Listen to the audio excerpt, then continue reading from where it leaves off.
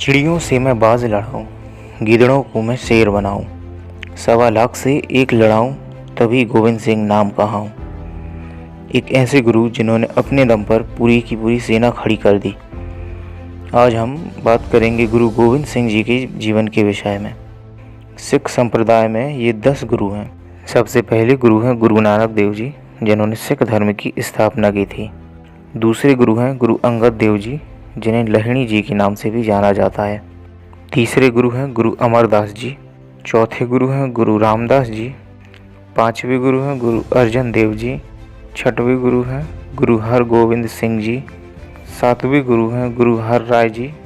आठवें गुरु हैं गुरु हरकिशन साहिब जी।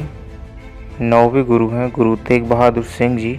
और गुरु गोविंद सिंह जी सिखों के 10वें गुरु हैं। गुरु गोविंद सिंह जी का जन्म 5 जनवरी 1666 को बिहार के पटना ज़िले में हुआ था। इनके पिताजी का नाम गुरु तेग बहादुर सिंह जी था, जो कि सिखों के 9वें गुरु हैं। इनकी माता गुजरी थीं। गुरु गोविंद सिंह जी के बचपन का नाम गोविंद राय था। उस समय भारत में मुगल शासक औरंगज़ेब का शासन था और औरंगज़ेब बहुत ही क्रूर शासक माना जाता है। उसके शासन काल में वो जबरन लोगों को पकड़कर उनका धर्म परिवर्तन कर उन्हें मुसलमान बनाता था, और जो ऐसा नहीं करते थे उन्हें मरवा देता था। यही बात जब गुरु तेग बहादुर सिंह जी को पता लगी तो वे औरंगज़ेब से मिलने के लिए चल पड़े, और औरंगज़ेब ने उनसे भी धर्म परिवर्तन करवाना चाहा। लेकिन गुरु तेग बहादुर सिंह जी के धर्म परिवर्तन न करने पर औरंगज़ेब ने सार्वजनिक रूप से सभी के सामने गुरु तेग बहादुर सिंह जी का सिर कटवा दिया। इसके बाद सन 1675 में गुरु गोविंद सिंह जी सिखों के 10वें गुरु बन गए। उस समय इनकी उम्र मात्र 9 वर्ष की थी। 10वें गुरु बनने के बाद भी इनकी शिक्षा जारी रही। गुरु गोविंद सिंह जी ने फारसी संस्कृत के साथ साथ एक योद्धा बनने के लिए युद्ध कौशल भी सीखा। गुरु गोविंद सिंह जी एक गुरु और एक योद्धा के साथ साथ एक कवि और अच्छे दार्शनिक भी थे। गुरु गोविंद सिंह जी की 3 शादियां हुई थीं। पहली शादी 10 साल की उम्र में माता जीतो से, दूसरी शादी 17 साल की उम्र में माता सुंदरी के साथ, और तीसरी शादी 33 साल की उम्र में माता साहिब देवन से हुई थी। गुरु गोविंद सिंह जी के 4 पुत्र थे, जिनमें से सबसे बड़े पुत्र का नाम अजीत सिंह था। उसके बाद जुझार सिंह, और तीसरे नंबर पे जोरावर सिंह, और चौथे पुत्र का नाम फतेह सिंह था। अजीत सिंह इनके सबसे बड़े बेटे थे, जो कि माता सुंदरी के बेटे थे, और बाकी 3 बेटे माता जीतो के थे। गुरु गोविंद सिंह जी का नेतृत्व सिख समुदाय के इतिहास में बहुत कुछ नया लेकर आया। सन 1699 में बैसाखी के दिन गुरु गोविंद सिंह जी ने खालसा पंथ की स्थापना की, और खालसा पंथ लोगों की रक्षा के लिए स्थापित किया गया। सिख समुदाय की एक सभा में उन्होंने सबके सामने एक सवाल पूछा, कौन अपने सर को बलिदान देना चाहता है। उसी समय एक सेवक इसके लिए तैयार हो गया। गुरु गोविंद सिंह जी उसे तंबू में लेकर गए और वापस लौटे एक खून भरी तलवार के साथ। ऐसे ही उन्होंने 5 बार यही सवाल दोहराया, और जब 5वां सेवक उनके साथ तंबू में गया और गुरु गोविंद सिंह जी सभी जीवित सेवकों को लेकर बाहर लौटे, और उन्हीं 5 सेवकों को पंज प्यारे या पहले खालसा नाम दिया गया।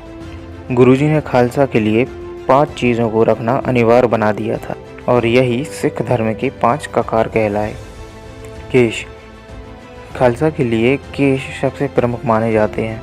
सभी गुरु और ऋषि मुनि केश धारण करते आए हैं, इसलिए खालसा के लिए केश रखना अनिवार्य माना गया है। कंघा, केश की देखभाल के लिए कंघा रखना अनिवार्य है। कचेरा, इसे धारण करना हर खालसा के लिए ज़रूरी है, यह स्फूर्ति का प्रतीक माना गया है। कड़ा, यह ईश्वर की अनंतता का प्रतीक है। कृपाण, खालसा पंथ की स्थापना ही धर्म और सत्य की रक्षा के लिए हुई थी, और खालसा धर्म तथा सत्य के लिए प्राण देने को हमेशा तैयार रहते हैं, इसलिए आत्मरक्षा के लिए कृपाण साथ में रखना अनिवार्य है। अब क्योंकि खालसा पंथ लोगों की रक्षा करते थे, धर्म की रक्षा करते थे, और उस समय राजा महाराजा जो थे वो लोगों पर, अपनी जनता पर बहुत ही अत्याचार करते थे, और गुरु गोविंद सिंह जी सभी की मदद किया करते थे। तो ऐसे में जो शासक थे वो गुरु गोविंद सिंह जी से परेशान हो गए थे। इसीलिए सभी राजाओं ने अपनी अपनी सेना को इकट्ठा किया और खालसा पंथ पर आक्रमण कर दिया। गुरु गोविंद सिंह जी ने बहुत से युद्ध लड़ी और उनकी सेना खालसा पंथ इतनी ज़्यादा कुशल योद्धा थी कि गुरुजी ने बहुत से युद्ध जीते भी। सन 1701 में आनंदपुर का युद्ध भी खालसा पंथ ने जीता।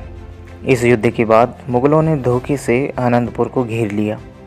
अब गुरु गोविंद सिंह जी, उनके परिवार और अपनी सेना के साथ आनंदपुर के एक किले में बंद हो गए। तभी मुगलों की ओर से एक समझौता हुआ। गुरु गोविंद सिंह जी से कहा गया कि आप किला छोड़ दें, हम आपको जाने देंगे। और जब गुरुजी किला छोड़कर निकले तभी मुगल सेना ने उन पर आक्रमण कर दिया, जिसकी वजह से गुरुजी अपने परिवार से अलग हो गए। इनके दो पुत्र जोरावर सिंह जी और फतेह सिंह जी उनकी माता गुजरी के साथ चले गए और दो पुत्र अजीत सिंह जी और जुझार सिंह जी गुरुजी के साथ रहे। सन 1704 में जब गुरु गोविंद सिंह जी आनंदपुर छोड़कर पंजाब के चमकौर पहुंचे तभी उनका पीछा करते हुए मुगलों की सेना भी चमकौर पहुंच गई। इस मुगल सेना का नेतृत्व वजीर खान कर रहा था और वजीर खान गुरु गोविंद सिंह जी को जीवित या मृत पकड़ना चाहता था। चमकौर के इस युद्ध में गुरुजी के साथ उनके दो बड़े बेटों को मिलाकर कुल 43 सिख थे। बाहर 10 लाख मुगल सैनिकों ने गुरुजी को घेर लिया था और उनसे बाहर निकलने को कहा गया, लेकिन सिख लड़ने के लिए तैयार थे। उन्होंने लाखों सैनिकों पर तीरों से हमला कर दिया और सिर्फ 43 सिखों ने ही मुगलों की लाखों सैनिकों को मार गिराया। और इस युद्ध में गुरुजी के दोनों बेटों के साथ 40 सिख भी शहीद हो गए और गुरुजी के छोटे बेटे जोरावर सिंह जी, जिनकी उम्र 8 साल थी, और फतेह सिंह जी, जिनकी उम्र 5 साल थी, दोनों को पकड़ लिया और इनसे भी अपना धर्म बदलकर इस्लाम कबूल करने को कहा गया। लेकिन जोरावर सिंह जी और फतेह सिंह जी ने इस्लाम कबूल करने से मना कर दिया और इस बात से वज़ीर खान ने गुस्से में दोनों को ज़िंदा ही चुनवा दिया। और यह बात सुनकर माता गुजरी बेहोश हो गईं और उन्हें भी महासमाधि प्राप्त हुई। इसके बाद सन 1707 में औरंगज़ेब की मृत्यु हो जाती है और वज़ीर खान 2 अफ़गानियों जमशेद खान और वासिल बेग को गुरुजी को मारने के लिए भेज देता है।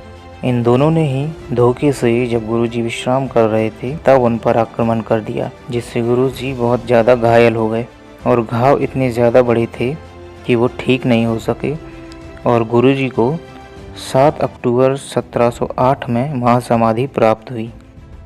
तो दोस्तों, ये था गुरु गोविंद सिंह जी का जीवन।